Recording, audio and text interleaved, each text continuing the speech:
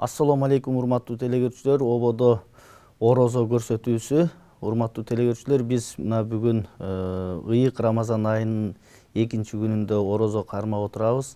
Аллах кармаган орозолорубузду ылайым кабыл кылсын. Урматтуу мусулман бир туугандар, биз ушул орозодогу орозонун фазилеттери жөнүндө сөз кылып, студияга белгилүү дин аалымы Абдышүкүр Нарматов устазды чакырганбыз. Устаз, кош келипсиз биздин студиябызга. Мына ушул бүтүндөй эле ушу телегөрүүчүлөргө, орозо кармап аткан мусулман бир туугандарга ушу орозонун фазилеттери жөнүндө айтып берсеңиз деп чакырдык элек да, анда сөздү сизге берсек.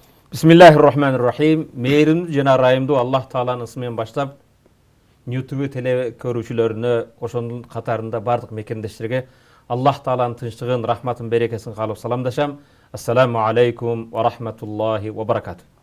Сөзүмдүн башында пайгамбарыбыз саллаллаху алейхи ва саллам лиссаиму даъватун ла турад. Орозо туткан адамдын дуасы кайтарылбайт дейт. Башка бир хадисинде пайгамбарыбыз саллаллаху алейхи ва саллам орозо туткан адамдын оозачар кезиндеги дуасын Аллах табарак ва таала кабыл кылат дейт. Урматтуу мекендештерим, оозачар кезинде элибизге, жерибизге бата кылып, айрыкча бүгүн ааламдын башын ооруткан илдет менен ооруп жаткан мекендештерибизге, мусулман бир туугандарга Аллах Таала шифа берсин. Жана мындай илдетти элибизден, жерибизден Аллах Таала алыс кылган болсун. Рамазан айы кут, береке айы, Аллах табарак ва тааланын рахматы жааган, магфират, күнөөлөр кечире турган ыйык айда негизги бир нерсеге токтолоюн дейм. Пайгамбарыбыз саллаллаху алейхи ва салламдын хадисинде 3 амал бар дейт. 3 амал кыямат күнүндө таразыга коюлбайт дейт.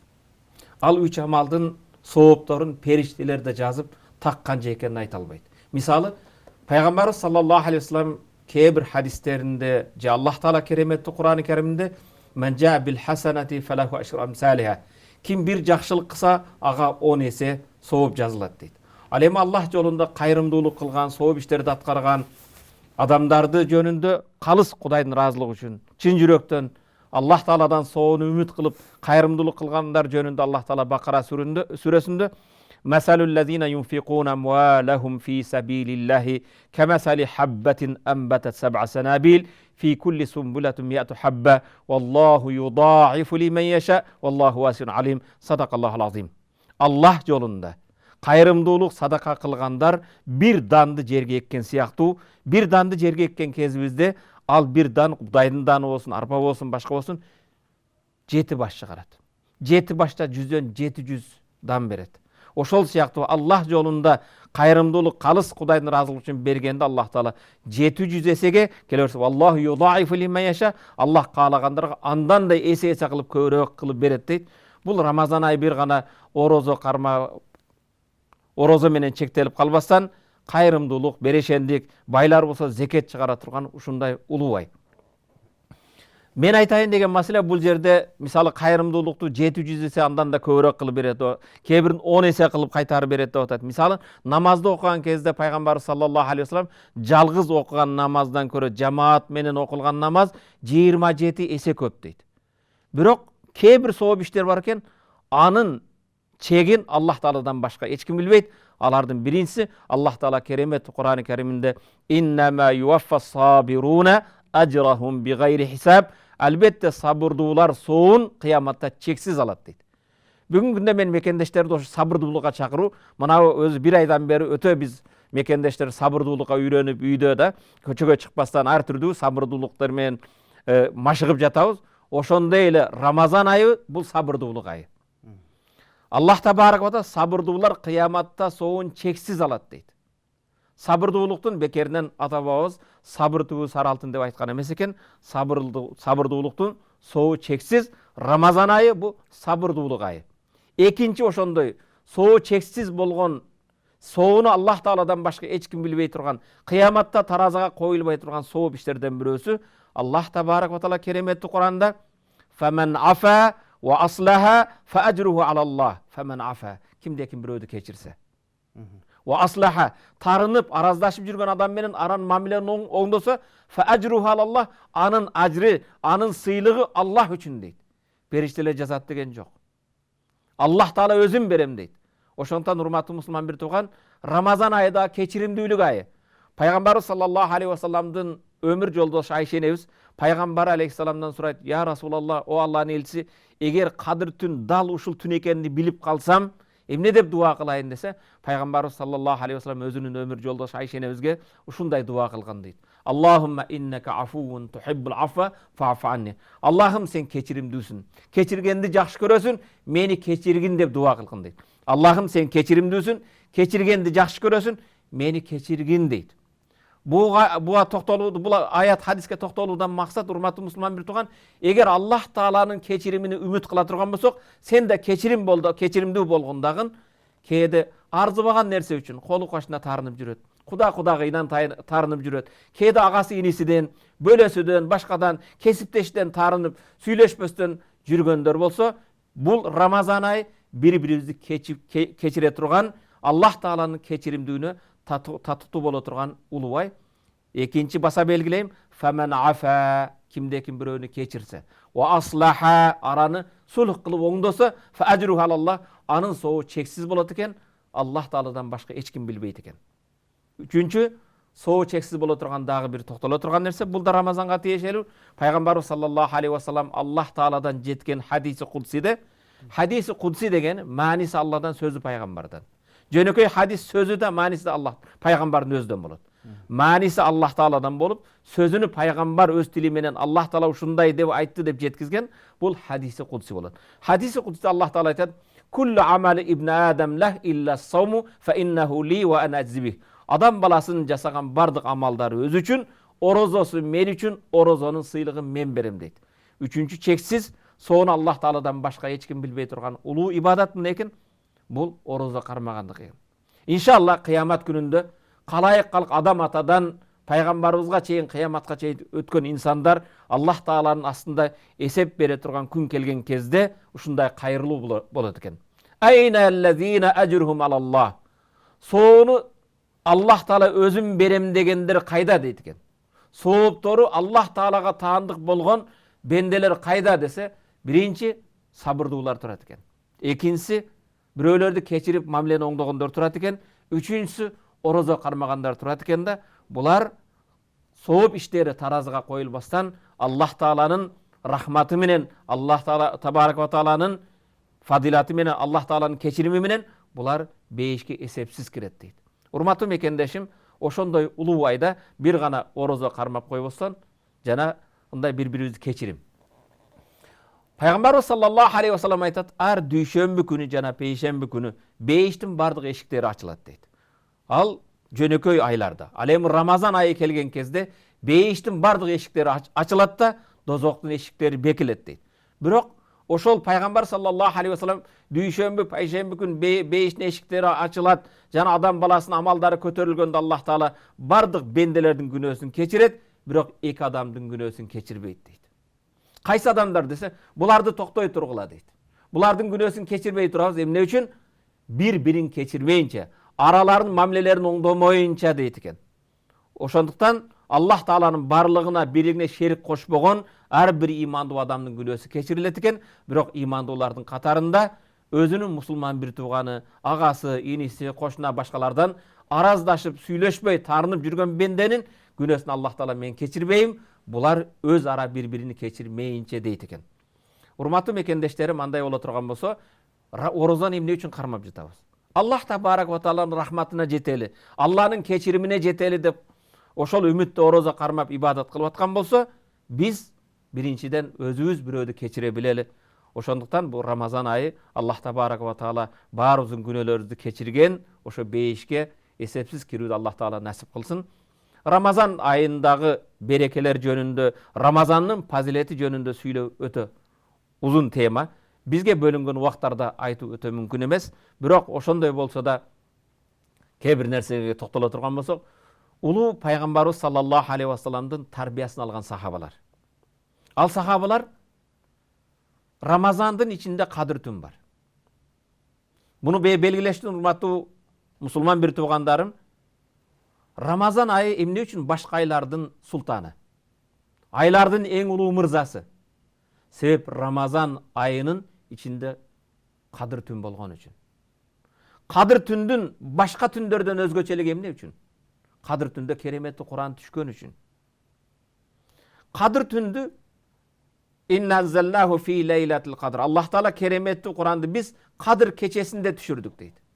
Bирок biz Kadir keçesindeki kaçan bolot eken, kayсы чыла деген деп көбүнчө 26-dan 27-ge өткөн түнү keçesinde гана Kadir түн күтүп калабыз. Пайгамбарыбыз саллаллаху алейхи вассаламдын сахабалары Аллах Таала Kadir түндү Рамазан айынын ичине жашырып койгон дейт. Ошондуктан бир гана жана Kadir түн менен чектелип калбастан мен көбүнчө мекендештеримди, мусулман бир туугандарым ушул нерсеге чакырат элем. Kadir түнүн башка айлардан өзгөчөлүгү, башка түндөрдөн өзгөчөлүгү, ал Kadir түн 1000 айга тең келе турган.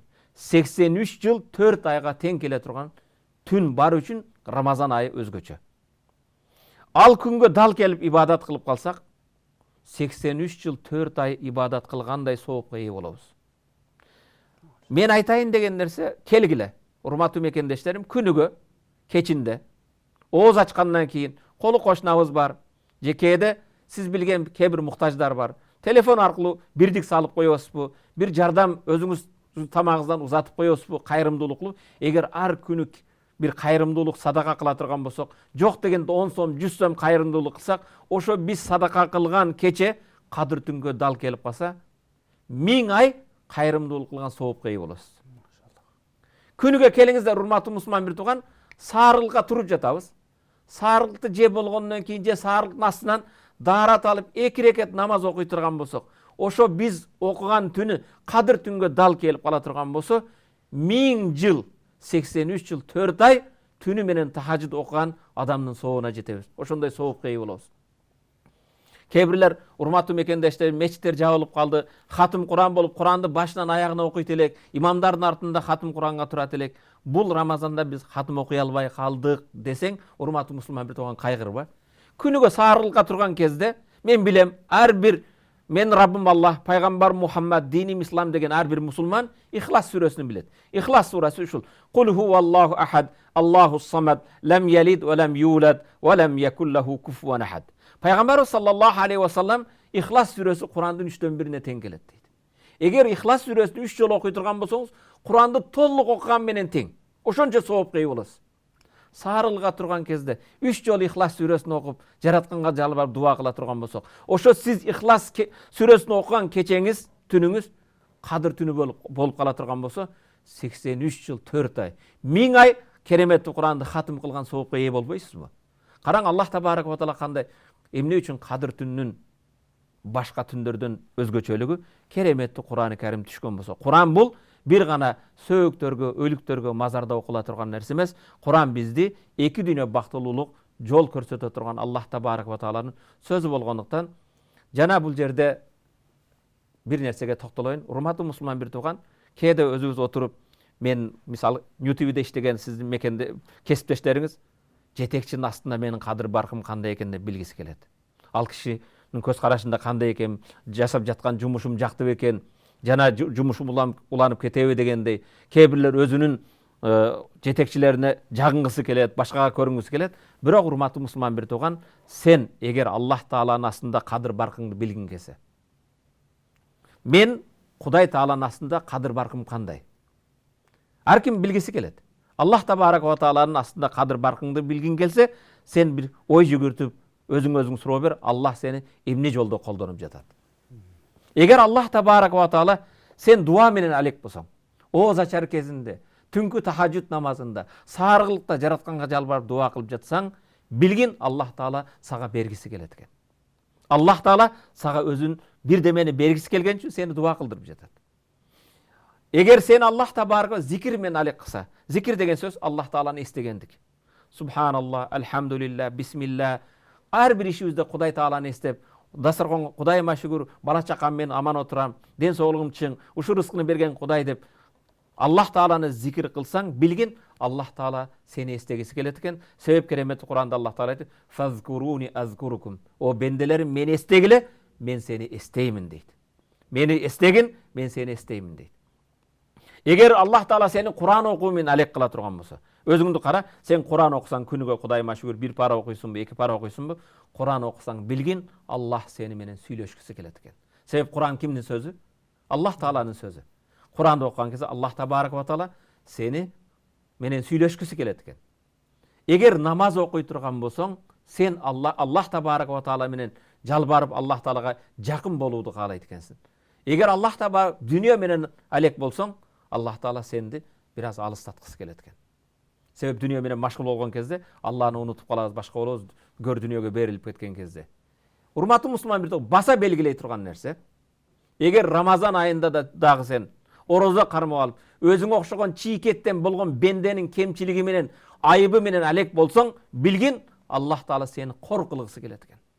Кудай тааланын астында кадыр баркы жок, кор болгон адам, Алланын назарынан түшкөн адам бирөөдүн кемчилиги менен, бирөөдүн айыбы менен алек болот экен. Андай боло турган болсо, Рамазан айында келиңиздер, өзүбүздүн кемчилигибизди билип, ошо кемчиликтерди Аллах тааладан кечирим сурап, ибадат кылып өткөзүүдү Аллах таала баарыбызга насип этсин.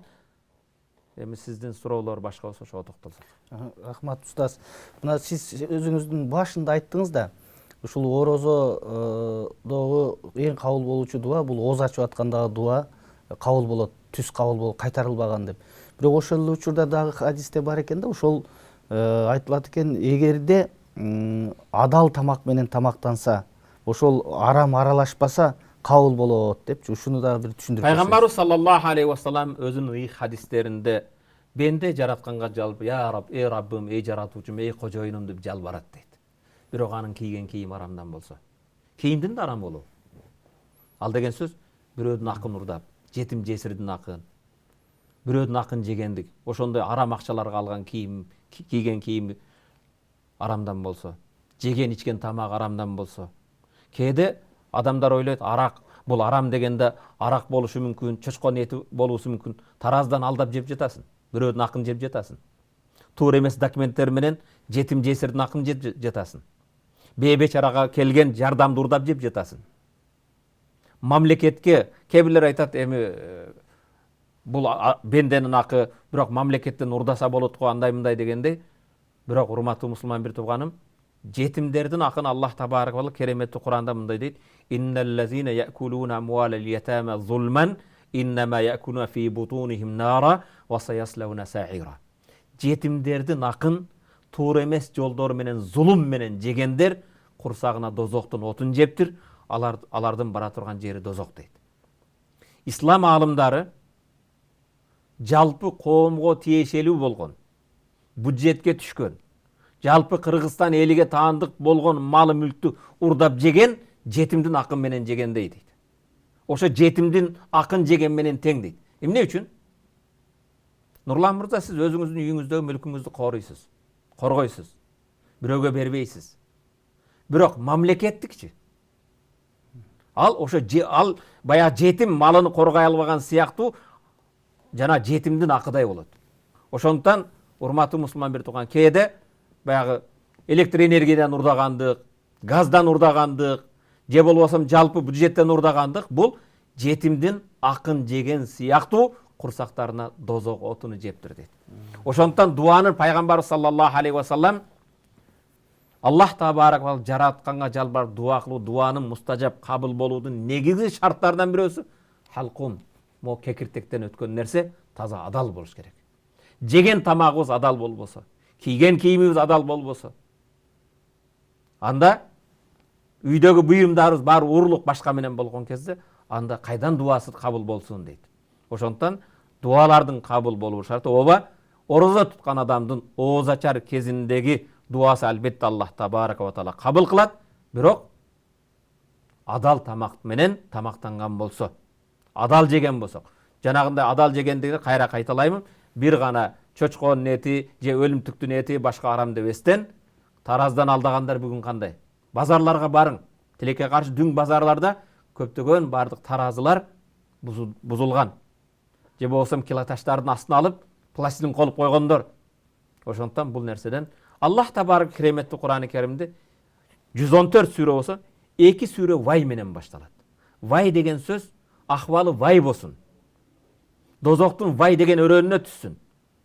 Биринчиси вайлул лил мутаффифин аллазина иза ктала лин-наси ястауфун ва иза калухум ва вазанхум юхсирун. Биринчиси бул дозоктун вай өрөөнүнө түссүн. Кимде ким бирөөлөрдөн буюм сатып алган кезде так өлчөп алат да, бирөөлөргө саткан кезде таразыдан өлчөмдөн уруп калгандар дейт. Экинчи вай менен башталган вайлул ликулли хумазатил лумаза. Акыбалы вай болсун, дозоктун вай өрөөнүнө түшүп азапталсын, көзү менен, тили менен башкалар шылдыңдап, баягы артынан гыйбат кылып, кээде гыйбат кылбагандар мындай ишарат кылып бирөөлөрдү шылдыңдап күлгөндөр, ошолор вай деген өрөөнгө түшсүн дейт.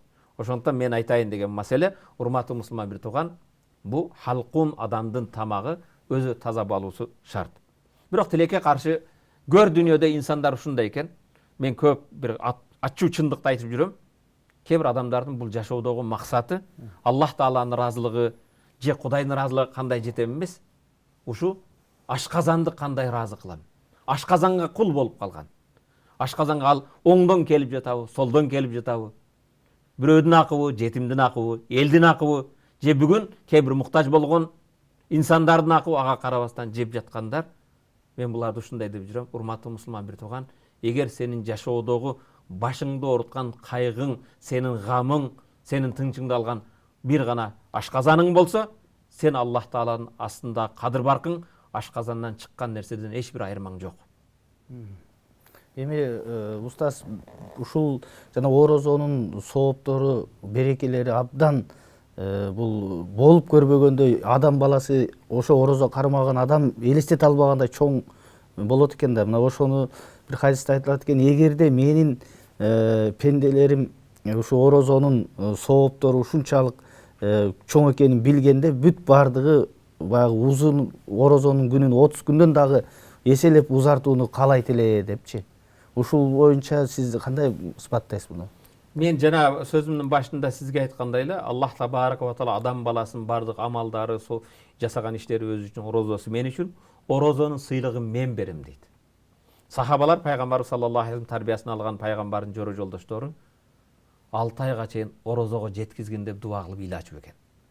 Рамазан айы киргенден кийин 1 ай орозону кармап, бизге окшоп бир гана тамак аштан, суусундуктан тыйылбастан, бардык Аллах Табарак каалагандай тилинде, көзүндө, кулагында, бардык денесин, керек болсо жүрөктөрүндө ар түрдүү жаман нерседен сактап, орозону кармагандан кийин, орозо чыкса, кийин 6 айга чейин орозону дагы Аллах Табарак бизден кабыл кыл деп дуа кылчу экен. Орозонун сооптору өтө чексиз. Пайгамбарыбыз саллаллаху алейхи вассалам бир нафил орозосын айтты. Нафил деген фарз эмес, фарз болбогон бир күн Аллахтын ыраазылыгы үчүн орозо кармаган адамды денесин Аллах Таала 70 жылдык дозоктон алыстатат дейт. Эгер ушу орозодо тооба кылбасак, орозодо өзүбүздү башкара билбесек, орозодо биз нафсыбызды тыя билбесек, качан тыябыз? Ушул орозодо эгер биздин күнөөбүз кечирилбесе, качан кечирилет? Пайгамбарыбыз саллаллаху алейхи вассалам бир күн өзүнүн мечитинде минбарга чыгып баратып тепкичтерден биринчи тепкичке чыкканда адаттан ташкары пайгамбар сахабаларга угузуп амин, амин деген сөз истажиб, кабыл кыл деген сөз. Экинчи тепкичке чыгып кайра амин, кабыл кыл деди. Үчүнчү тепкичке амин деди да хутба кылып намаз окуп бүткөндөн кийин сахабалар пайгамбарга кайрылып мындай деди: "О Аллахтын элчиси, адаттан ташкары сиз минбарга чыкканда амин дебейт элеңиз. Бүгүн биз адаттан ташкары сиздин 3 жолу амин, амин, амин деген сөзүңүздү уктук. Бул эмне үчүн мындай дедиңиз?" дегенде пайгамбарыбыз саллаллаху алейхи вассалам сахабаларына кайрылып мындай дейт: "Мен минбардын биринчи тепкичиге келген кезде Жабраил алейхиссалам периште келди да мага мындай деди: "Эй Мухаммад, сенин үммөтүңдөн кимде ким ата энесин экөөсүн тең, же алардын бирөөсү каарыган кезде жашап туруп, ошолорго кызмат кылып, ошолордун берекеси менен, алкыш батасы менен бейишке кире албай турган болсо, тумшугу менен жер сүртүп бактысыз болсун. Рагима анфи имриин." Рагима анфу деген сөз адамдын жүзүнө кооз кылып турган нерсе бул мурун. Мурун жок адамды элестетип көрүңөр да. Ошо мурдуңуз менен жер сүрүп калуу. Мурду менен жер сүрүп калсын, тумшугу менен жерди сүртсүн, бактысыз болсун деген жаман каргыш бул. Кимде ким ата эненин каарыган кезинде жашап туруп, же алардын бирөөсү же экөөсүн бар кезинде жашап туруп, ошолордун алкыш батасын алып, бейиштин эшиги да алар. Ошол ата эненин ыраазылыгы аркылуу ачыла турган эшик менен бейишке кире албаган адам бактысыз болсун деди. Мен да амин айтканыңды Аллах кабыл кылсын дедим дейт. Экинчи тепкичке келген кезимде Жабраил алейхиссалам мындай деди дейт: Ragima anfi imri'in. Tumşuğu menen жерге кирип бактысыз болсун. Kim? Ramazan ayında жашап туруп, günöөлөрү keçирилбестен oroza ayını өткөзүп жиберген адам. Ramazan ayını чыгарып жиберген адам. Караң, Ramazan günöөлөрдү keçире турган ошондой улуу айда жашап туруп, ден соолугу чың болуп туруп, орозо кармабастан дагы эле нафсынын кулу болуп, жаман ашказандын курсагынын кулу болуп туруп, орозону текке ушундай өткөзүп берген адам жер сүртүп, тумшугу менен жерге кирип бактысыз болсун деди. Бул Жабраил алейхисаламдын каргышы. Пайгамбар алейхисалам Жабраилдин айткан сөзүнө амин, эй Жабраил, айтканыңды Аллах кабыл кылсын деди. Үчүнчү тепкичке чыкканда рагима анфи имриин мен зукирту индахи фалам юсалли алейя.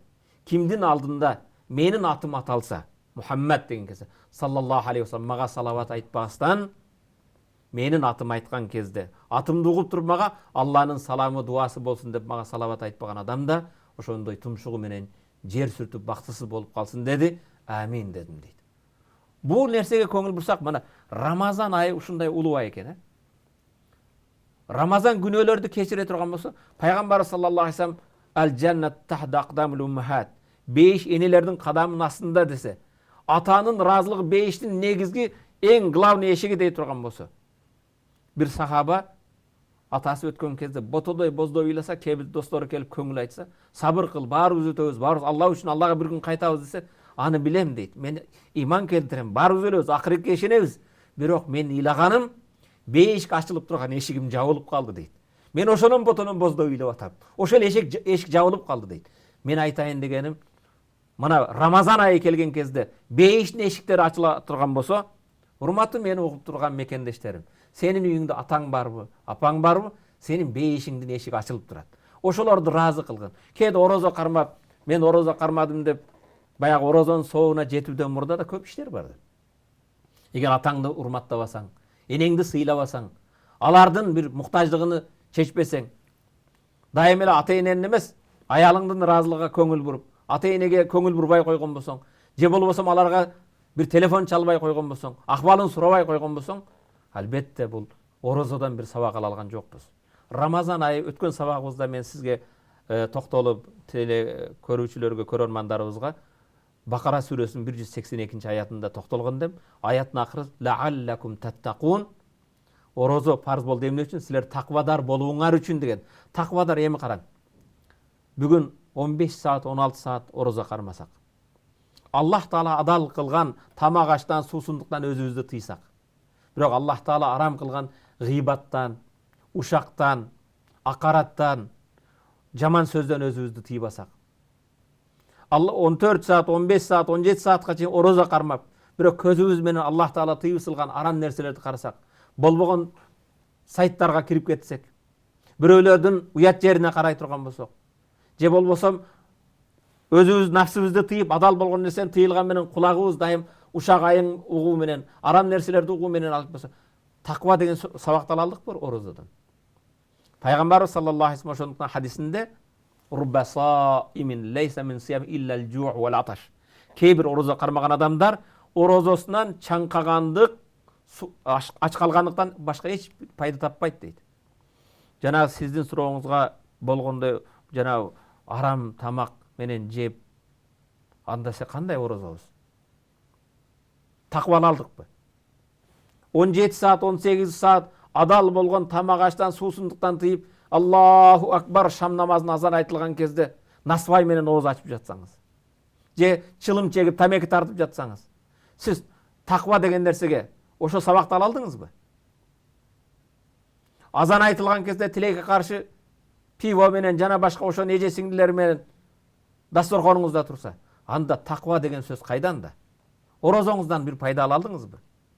Ошондуктан урматтуу мусулман бир туугандарым, кээде орозо кармаган кезде бир гана тамак аштан, суусундуктан эмес, бардык денебизди, тилибизди, көзүбүздү, кулагыбызды, керек болсо жүрөктөрүбүздү, ой пикирибизди тазалаш. Орозо кармадым деп отуруп алып анан сайтта жаман нерселерди бөлүшүп, ушак айыңды таркатуу менен алек боло турган болсок, анда орозонун таква деген сөзү кайда калды? Ошондуктан Рамазан айы лааллакум таттакун, силерге орозо кармоо фарз болду, takvadar bolуңуңар үчүн. Takvadar деген сөз, takva деген сөз тилекке каршы биздин мекендештерибиз, жердештерибиз көбүнчө жупуну кийинген болсо, эски кийинген болсо, же болбосо узун селде тагынган болсо, ой, takva деген takva адам деши мүмкүн. Takva жүрөктө. Пайгамбарыбыз саллаллаху алейхи ва салламдын сахабасы Хазіреті Умар Убай ибн Кааптан сурайт. Мәт takva, takva эмне десе? Тикендүү жаман жолдо ошо тикен сайылбасын деп акырындык мени этият болуп басып жүрдүң беле дейт жаман. Ооба десе, takva ошондой. Жашооңда Алланын ыраазылыгын издеп, Аллах Тааланын каары келе турган, Аллах Тааланын газабы боло турган жолдон качып жүрсөң, ошол takva дейт. Мен бая тамаша чындыкка жанаша кылып мекендештериме айтып жүрөм. Машинеге мингениңерде Кыргызстандын көчөлөрүндө көбүнчө кадабоюмду бузуп албайын, дөңгөлөгүм жарылып калбасын деп жол тандап жүрөсүз. Ямадан качып. Туурабы? Туура. Жашооңузда ошентип Алланын ыраазылыгын издеп, Кудай Таала тыюу салган нерселерден качып, Алланын каары, газабы, наалаты жай турган жерден качып, Алланын ыраазы болгон жолун издеп жүрсөңүз, ошол takva болот.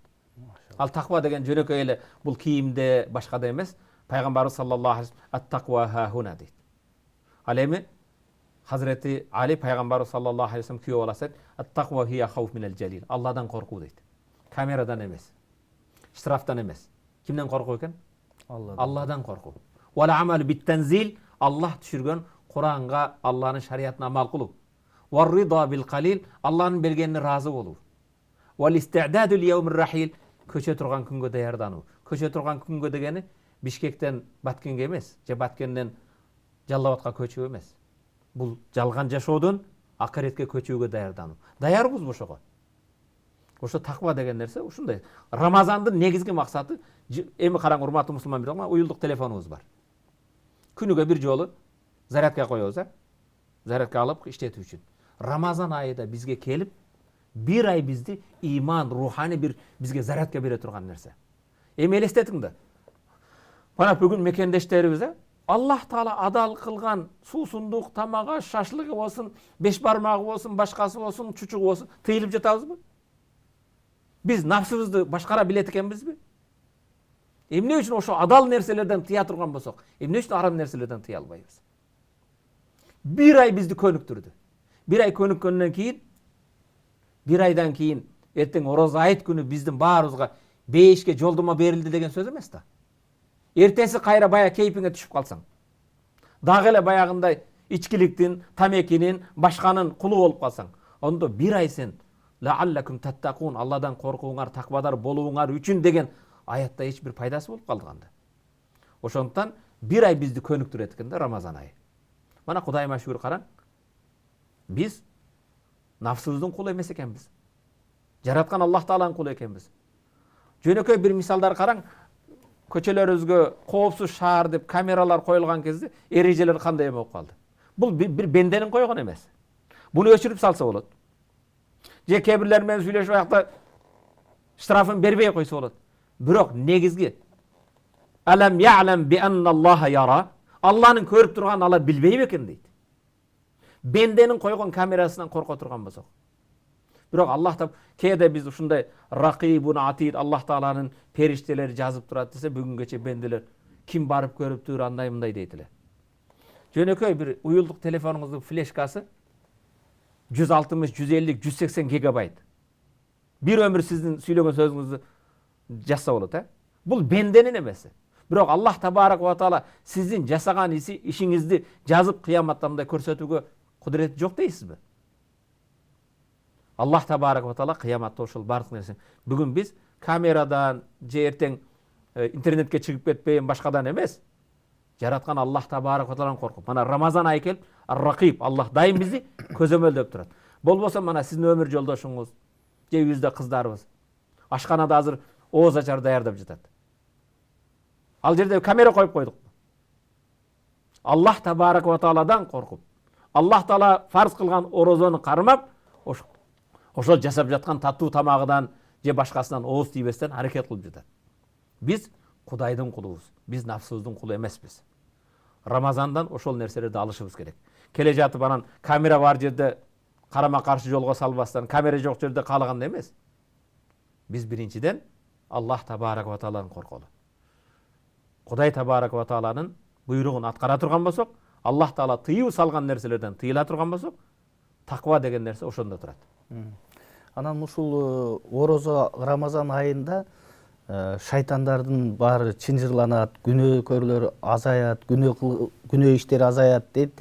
Ошол эле учурда баардыгы таптакыр чынжырланып, токтолуп калбайт экен да, баягы каныбызда шайтандын агымы бар дегенде, ошол майда күнөөлөр боло берет.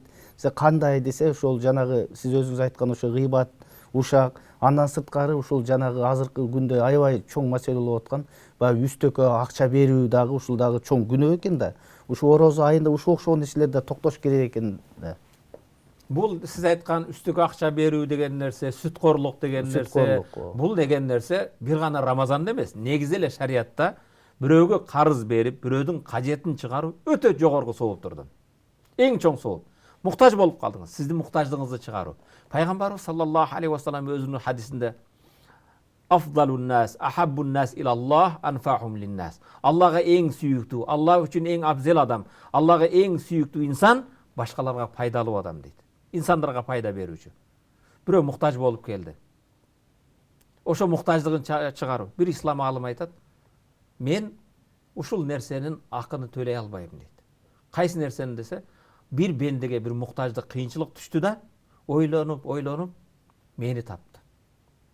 Maga keldi kajetini surap deydi.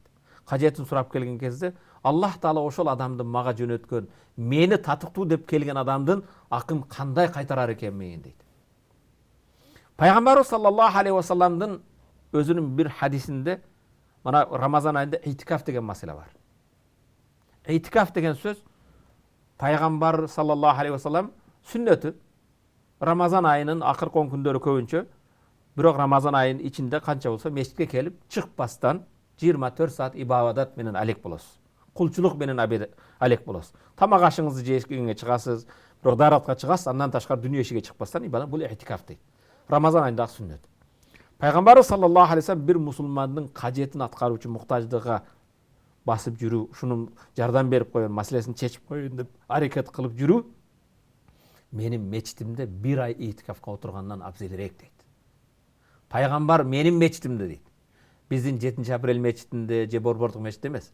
Пайгамбардын мечитинде bir намазыңыз 1000ге жүрөт. Bir айткан субханаллах тасбихиңиз 1000ге жүрөт. Пайгамбар bir мусулмандын муктаждыгына аракет кылып жүрүү менин мечитимде bir ay itикафка отургандан абзелирээк дейт. Андай боло турган болсо, жана сизге темадан алыстап кетпейли. Karız bergendik elbette öte soğuk. Bирок тилеге каршы бүгүн insanlar karızdan korkpой kaldı. Бирөөдү өзүңдөн алыстаткың келсе, карыз берип койсоң качып жүрө берет дейт. Уадасыга турбай калды. Карызды алгандан колуң менен берип, бутуң менен чуркайсың дейт. Адамдар баягы Аллах Тааладан коркуу болбогондон кийин, аманатка бекем болбогондуктан бүгүн ошондой баягы карызга көңүл бурбай койду. Кереметтүү Кур'ан-ы Kerim'de bir ile ayat var. Bir ayat Kur'an'ın толук bir bet. Başından ayağına bir ayet al. Bir tekst. Al. Kaysı ayet sen? Ayet-ü tedayün. Karız aluu ayet. Karız aluu, karız berүү. Jaratkan Allah Tabaraka ve Taala o imandu bendeler. Eğer karız berip karız alsaňar, araňarda жазгыла дейт. Эки адамды күбө кылгыла дейт. Eğer karız bergen adam жаза албаса, анын ишини аткаруучу бүгүнкү күндө мисалы нотариальный контора болсун, же болбосо адвокаты болсун, жазсын дейт. Allah Taala'dan korkula deydi. Karız bergen кезде möөнөтүн тактап жазгыла дейт. Жана дуасы мустажап деп эдикпи? Дуаларды кабыл болот, орозо туткан адамдын дуасы кабыл болот. Ошондой эле Аллах Табарака ва Таала кабыл кыла турган дуа ата-эненин перзенттерге кылган дуасы. Ошондой эле Аллах Табарака кабыл кыла турган, кайтарылбай турган дуалардан бирөөсү мазлум. Мазлум деген укугу тепселген, жапа чеккен, аксыз жерден көз жаш агызылган бенде бирөөдүн акын күчүнө таянып, удостоверениясына таянып, бийлигине таянып бирөөгө зулум кылды. Туура эмес жолдон, аксыз жерден зулум кылган киши мазлум жалбарып ыйлаган кезде анын дуасы асмандарга көтөрүлөт. Асман эшиктери ачылып, Аллах Табарак ва Таала анын дуасын кабыл кылат. Бирок бир кезде мазлумдун дуасы кабыл болбойт экен. Укугун жоготкон, укугу тепселген мазлумдун дуасы качан кабыл болбойт десе, Аллах Кур'ан-ы Kerim'de bir bet толук карыз бергенде карыз алууду тактап жазып кой деп эдиби? ошо карыз бергениңизде жазган жоксуз, бирөөдү күбө кылган жоксуз, мөөнөтүн жазбадыңыз да карызыңызды ала албай кыйналдыңыз. Анда карыз ала албай калган адам мазлум болуп атпайбы? Эми залымга карызды бербей чанып кеткен башкага ыйлап дуа кылса, мунун дуасы кабыл болбойт дейт. Эмне үчүн десе, бул Алланын буйругун аткарып, аласа бересе кылган кезде жазган жок дейт. Аны тактаган жок дейт. Ошондуктан карыз шариятта карыз берүү өтө сооп иштерден, бирок бирөөдүн муктаждыгынан пайдаланып. Ал байкуш муктаж болбосо келбейт эле да. Муктаж болуп кажетин чыгаруу үчүн бир саан уялам деди, башка деди. Сен ошонун муктаждыгынан пайдаланып 10 000 сом берип, күзүндө мага 12 000 кылып берди, баягы үстүгө берилген нерсе, бул сүткордук, бул өтө чоң күнөөлөрдөн бирөөсү, Аллахта барып кечирбей турган күнөөлөр. Кабайыр чоң күнөөлөрдөн. Анан эми ушул баягы сооп иш жасоо менен, кайрымдуу иш жасоо менен бирге эле пенделер кээде байкабай, айрыкча мына ата-энелер балдарын мындай каргап урушуп коет дейт да. Ошол орозодо да ушул каргап урушканда этият болуш керек. Себеби ошо дуа кабыл боло турган учурлар болуп калса, түз тийип кетет ата-энени. Күйдүргү балдарга, бейбаш балдарга карата айтылып атат. Ошондо дагы ата-эне тыйылыш керек, өзүн этият кылыш керек деген жерлер бар экен да. Аллах Таала кереметтүү Кур'ан-ы Керим ла юахизукумуллаху биллахи фи айманикум. Аллах Таала силердин касам ичкен кезиңерде, же болбосо ошондой каргы эмел болсо, жөнөкөй кээ бир адамдарга адат болуп калган. Ата-эне эч качан өзүнүн перзентине жанагындай чын жүрөктөн каргаш айтпайт. Сиз кээде балдарыңызга кол көтөргөн кезде же чылпык менен бир неме кылганда, ал бир душман ургандай урбайт ал. Ал туура багыт берүү үчүн. Ал мээримдүүлүк эмеси. Ошондуктан бу албетте тилди жакшы нерсеге үйрөтүш керек. Тилдин сөөгү жок. Тилди оңго бурсаңыз да, солго бурсаңыз да кете берет. Пайгамбарыбыз саллаллаху алейхи вассалам бенде күнүгө таң аткан кезде бардык денелер тилге кайрылат экен. Сен түз болгон, сен түз болсоң биз түз болобуз деп. Адамдын тилиге өтө этият болуш керек. Ошондуктан да Пайгамбарыбыз саллаллаху алейхи вассалам мусулман ким десе, мусулмандын колудан жана тилиден башкалар саламат болсо ошо мусулман дейт. Бирок бүгүн тил менен болбосо да көрүп атабыз, бүгүн тилден да көбүрөөк манжалар, бармактар эме болуп калды. Тилекке каршы өтө көйгөйлүү маселе. Соцсеттерге кире турган болсоңуз, бу интернетти жакшы жака пайдаланбастан өтө көп ушак айың, бирөөдү жамандагандык, бирөөдү ушактагандык, бирөөгө жала жапкандыктар менен алек болуп кетти элдер. Жакшы нерсени жашырып, жаман нерсени жайууга уста болуп кеттик. Пайгамбарыбыз саллаллаху алейхи вассалам "Ва сатара муслиман сатарахуллах". Ким бир мусулмандын кемчилигин жашырса, Аллах ал адамдын айыбын, кемчилигин жашырат. Ким бирөөдү шерменде кылууга, ашкере кылууга аракет кылса, Аллах Таала кыяматта калайык калктын арасында аны шерменде кылат, же болбосо өзүнүн үйүнүн эң ички бөлмөсүндө шерменде кылып коет дейт. Ошондуктан мына Рамазан айы келген кезде көп ибадат кылууга аракет кылалы. Албетте жанагындай ар нерсени жазуудан, ушак айыңдан, башка нерседен алыс болалы. Эми устаз, мына сиз жана аябай жакшы сөздү айттыңыз, мына кечиримдүүлүк боюнча, кечирим суроо боюнча. Эми бул биз пенделерге азыркы шартта мүнөздүү да, ушул биздин текеберчилигибиз менен кээде ушул мүмкүнчүлүктөрдү колдон чыгарып жүрөбүз. Ал биринчи менден кечирим сурасын деп күтөбүз да көбүнчө. Мен сурасам ылдый болуп калам дегенде ушулга бир шык дем берсеңиз кантип? Пайгамбар саллаллаху алейхи вассалам ла яхиллу ли муслимун ан яхжура фаука салас. Ла яхиллу халал эмес деген, адал эмес. Бир мусулманга арак адал болбогон сыяктуу. Чочкон эти адал болгон сыяктуу, бир мусулманга адал эмес ан яхжура фаука салас. Бир мусулман бир туугандан 3 күнгө чейин жүзүгүрүү дейт. Яхжур деген көчүп кетип, ал келаткан башка жолго салып коюп, ал келгенде жүзүнү башка 3 күнгө чейин бендебиз. Тарынасыз.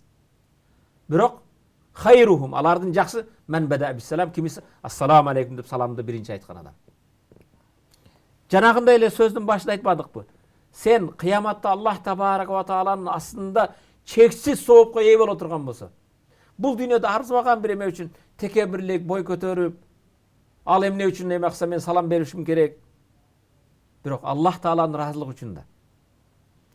Ошондуктан бетте жакшысы ким экен? Биринчи баштагандык. Ошондуктан келиңиздер, Алланын кечиримине жетиш үчүн бири-бирибизди кечирип. Эгер биз бири-бирибизди кечире билбесек кандай? Эмне үчүн? Мындай эме кылсаңыз, кээде арзыбаган бир нерсе да. Бир карыш жер үчүн, болбогон бир чышка кулак үчүн, арзыбаган бир 2 метр материал үчүн мен тоюмду алып келбей койду, бербей койду, башка кылбай койду. Кээде тилекке каршы бир тууган агайынылар, эже сиңдилер айлап жылдап көрүшпөстөн жараткан Аллах Тааланын астында кандай барабыз? Орозодо дагы баса белгилей турган бир хадис пайгамбарыбыз саллаллаху алейхи вассалам: "Атадруна манул муфлис?" Муфлис болгон, банкрот болгон, кур калган бенде ким экенин билесиңерби дейт. Пайгамбар сахабалардан сурайт, эмне үчүн? Сахабалардын көңүлүн буруу үчүн. Пайгамбар мугалим эди. Мугалимдик өтө көп ыкмаларды колдонот эле. Пайгамбар саллаллаху алейхи сахабалардан кур калган, банкрот болгон бенде ким экенин билесиңерби десе, сахабалар: "Я Расул Аллахын ал-муфлису фина ман ла дирхам ва ла динара ла." Биздин арабызда кур калган, банкрот болгон бенде динары, дирхамы, материалы, буюму калбай калган адам дейт. Пайгамбарыбыз саллаллаху алейхи вассалам жок дейт. Ал-муфлису мин уммати. Мен айткан кур калган муфлис болгон менин үммөтүмдө man ya'ti yawmal qiyam bi salatin wa zakatin wa sawmin. Al bende men aytkan menin ümmetimdin kur kalgan, bankrot bolgan bendesi kıyamatta namaz menen kelet. Namazı var 5 vakit. Orozası var. Bergen zeketleri var. Kala verse acıga bargan, umra kılan köp soğuk işleri var. Bирок тилекке каршы мунусун сөгүп койгон, мунусуна акарат келтирген, муну гыйбат кылып койгон, мунун акын жеген, мунун канын төккөн. Аллах табарак ва таала орозосын алып буга, намазын алып дегенесине бардык кылган сооп иштерини бенделерге таркатып бергенден кийин ушундай тили жаман, мамилеси жаман, адеп ахлакы жаман болгондуктан кылган сооптору эч нерсе калбаган кезде бирок жамандык кылган адамдардын күнөөсүн буга жүктөп туруп дозокко ташталат дейт. Ошол менин үммөтүмдүн банкрот болгону, кур калганы ошол дейт. Кудай таала сактасын. Биз Ханафи мазхабындабыз, дайым мактанабыз. Biz Abu Hanifa mazhabındayız. Abu Hanifa rahmatullah bizdin mazhab жол башчыбыз. Abu Hanifa rahmatullah мындай дейт экен. Мен эгер кыйбат кыла турган болсом, бирөөдүн артынан сүйлөй турган болсом, менин ата-энем гана мага татыктуу дейт экен. Эмне үчүн десе, менин соопторумду ата-энем алсын, башкаларга бербейин дейт экен. Өткөндө да бир маселеге токтолдум. Ошондо ислам алымдарынан бирөөсүнө келип, palançı sizde anday dep jamandады, pustançı çoğuluşta oturup siz jönүндө anday dedi dese, uqqan alım karap turup şagirdlerine başkalarına sabak bol üçün özüm iştebegen, el körsün, kocok körsün, kemçilik keltirбеген сооптор мага кош келсин дептир. Сооп иш кылгандан кийин намазыбызды көрсөтүп коебуз, бир элдерге көрүнгөн бир сооп иш болуп калышы мүмкүн. Бирок мени palançı sizди гыйбат кылды, palançı артыңыздан сүйлөсү десе, рия аралашпаган, el körsün, koca körsün aralashbagan, men charchabagan, qiynalbagan sooптор мага кош келсин дептир. Ошого бүгүн мусулман бир туугандарыма айтарым, кээде албетте бенде экен, бул жашоодо көп болот экен, артыңыздан сүйлөйт. Туурабы? Кээде ушул жерде иштесең артыңыздан канча сүйлөгөндөр бар. Мен өзүм жашоодогу принципти айтам көбүнчө, бул ислам алымдарынын сөзү. Артыңдан сүйлөгөндөргө артка карабай эле кой. Ал сенин артыңда болгон үчүн артыңдан сүйлөп жатат. Sen aldığında karaya umutulup ketever. Eğer senin astığında olsa aldığında al süylebeyt ele. Ошондон артыңыздан сүйлөгөндөр şu артында сүйлөп кала берсин. Туура. Анын эч бир кереги жок да. Ага кайрылып көңүл да бурбаш керек. Астыңызга карап, алдыга карай умтулуп кете бериш керек. Абдан туура айттыңыз. Баягы орой болсо, балким кечирим сурайм, баягы кыргыздын жакшы сөзү бар го, кербенин жүрө берет, ит үрө берет дегендей эле мааниде болуп атат да азыр. Жерде үргөн иттин асманда калкып бараткан булукта эч бир зыяны тийбейт. Ооба. Анан эми мына ушул жана сооп иштерин орозо айында аябай көп жасаганга бардык пенделер аракет кылып, анан көбүнчө өткөндө да айттыңыз эле, баягы кылган жумуштарын, бардык жардам аракеттерин соцсетке коюп пиар кылып жүрүп атат. Анан кээ бирлери айтып атат да, ушул нерседе биз баягы башкаларга үлгү болуш үчүн кылган нерсе бул шариатта бар дегендей кылып, ошого мындай дал келтирген аракет кылып жүрүшөт да. Муну туура түшүнүшүбүз керек. Ооба, башкаларга үлгү болоюн, башкалар сабак алсын, мени көрүп ушулда кылсын деген бул чанда болушу мүмкүн. Тилекке каршы бүгүнкү пиар, тилекке каршы саясаттан алдыңкы эме, шайлоодон алдыңкы эмелер көрүп жатабыз го, туурабы? Ошондуктан албетте башкаларга сабак болуш үчүн, башкалар да көрүп ушуну үлгү алсын, ушу кылсын деп кайрымдуулук кылса өтө жакшы нерсе. Ошол эле кезде бүгүн мага бир телефон чалып сурап калышты. Казакстанда жүргөн, Астанада жүргөн кээ бир мекендештерибиз муктаж болгондор бар экен, үйдөн чыга албай калгандан кийин, квартирасын төлөй албай калып, көп балалуулар кээде продуктка жетпей калгандан кийин 5-6 бала дейт. Биз ушу инициатива көтөрүп, өзүбүздүн арабызда кеңешип, ошолорго жардам берсек дегенден кийин адамдар акча берип, башка берип баштады. Биз ошону кээ бир үйлөргө алып барсак, кээ бир акылмандар бизге сын айтып баштады. Буну силер көрсөтпөгүлө, айтпаш керек, башка. Бул маселе башка маселе. Мен айтайын деген маселе, мындай коомго, көпчүлүккө болгон нерсе, бул реклама катары эмес. Мисалы, элден түшүп жаткан нерсени ачык айкын болуш керек бул. Берилген тыйын тыпыр жайына жеттиби? Бул баягы мактануу башка эмес. Албетте, муктаж адамга жеттиби? Муктаж бар, андан да муктажыраак бар, татыктуу бар, татыктуураак бар, туурабы? Кээде ошондон жеңдин ичинен өзүнүн жакынына карата бул менин тууганым эде, уруум эде, башка деп бурмалабастан, башка кылбастан, ошондон кээ бир кайрымдуулук иштерди отчет катары мындай эме кылган өтө эле жакшы болот. Буну бүгүнкү күндө бул рия маселеси эл көрсүн, кожо көрсүнгө кирбейт, бирок элден келген нерсе, кээде ошондой эле башка бир чоң кайрымдуулук фонддордон келген нерсе, бул ачык, айкындык болуш керек да. Бул баягы эл көрсүн, кожо көрсөндүк эмес. Ошол эле кезде мисалы мусулман мамлекеттерден кээде көрүп атпайбызбы? Келип ифтар беришип атат, кээде мечит, медресе, бирдеме мектептерди салганда, ошол мекеме келип сүрөткө алып, өздөрүнүн плакаттарын коюп аткан. Бул эсеп ачык айкындуулук үчүн. Бул реклама үчүн эмес. Албетте алынган нерсенин эсеби бар. Бул ошол өзүнүн мекемесинин эсебин берет, башкасын берет. Бул нерсе бул жанагындай эл көрсүн, кожо көрсүнгө кирбейт. Бирок жеке өзүбүздүн маселебиз боло турган болсо, албетте сиздин Аллах менен өзүңүздүн арасында купуя болгон сырларыңыз бар албетте. Аны сиз менен Аллах Таала билсин. Өзүңүздүнгө тиешелүү болгон мүлкүңүз, тыйын тыпырыңызды сиз көрсөтпөй, оң колуңуз бергенди сол колго билбей эле койсун. Аны айтыштын да кереги жок, аны жарыя кылыштын да кереги жок.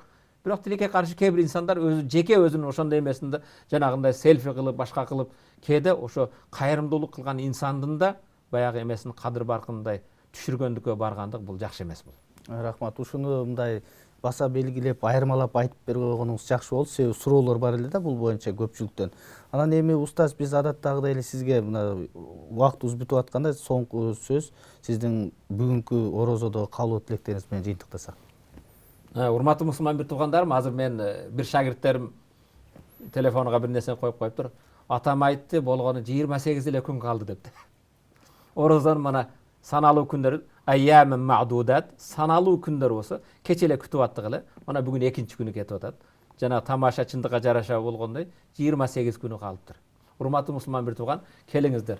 Орозодо бир гана тамак аштан, суусундуктан тыйбастан биз Аллах Тааланын кулу экенбиз. Нафсыбызды башкарып, жараткан Аллах Табарак ва көп дуа кылалы, дуалар кабыл боло турган кереметтүү Кур'ан-ы Керимдин окуйлу келге. Азыр хатым Кур'ан боло турган эме да. Кур'андын бул Рамазан айынын өзгөчөлүгү, улуулугу Кур'андын түшкөн айы болсо, башкача айтканда эгер бүгүнкү замандын тилине жараша кээ бир баягы жумурткадан кыр издегендер ушунда да бир эме таппасын, кыйтыгын таппаса, мен айтайын, Кур'андын туулган айы экен да.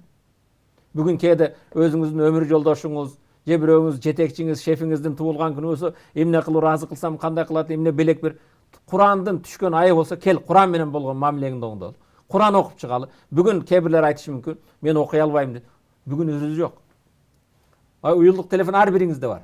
Буга кирсеңиз, сиз билген кыргыз тилиндеби, өзбек тилиндеби, татар тилиндеби, уйгур тилиндеби, дунган тилиндеби, бардык тилде бар. Керек болсо ал сиз окуй эле коюп койсоңуз, окуп да берет. Кулактыкты салып алып угуңуз. Керек болсо арабчасын окуп, артынан кыргызчасы, арабчасын окуп, артынан орусчасы, бардык эмеси бар. Жараткан Аллах Табарак, мага SMS келген кезде кандай окуйбуз? Көңүл буруп.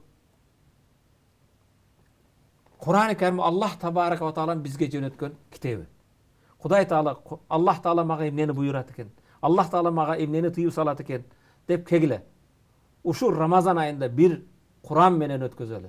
Кур'ан окуйлу. Аллах Табарак ва Таала баарыбызды угуучу бенделерден кылсын, уккан аят, хадиске амал кылуу насип этсин. Ассаламу алейкум ва рахматуллахи ва баракатух. Рахмат устаз, Аллах сизден ыраазы болсун. Абдан маанилүү аңгеме кылып бердиңиз. Биздин теле көрүүчүлөргө орозо жаатында, орозонун фазилеттери боюнча абдан таасирдүү сөздөрдү айттыңыз. Урматтуу теле көрүүчүлөр, биздин ушуну менен кезектеги көрсөтүүбүз соңунан чыкты. Кайрадан көрүшкөнчө сак саламатта калыңыздар. Ассаламу алейкум ва рахматуллахи ва баракатуху.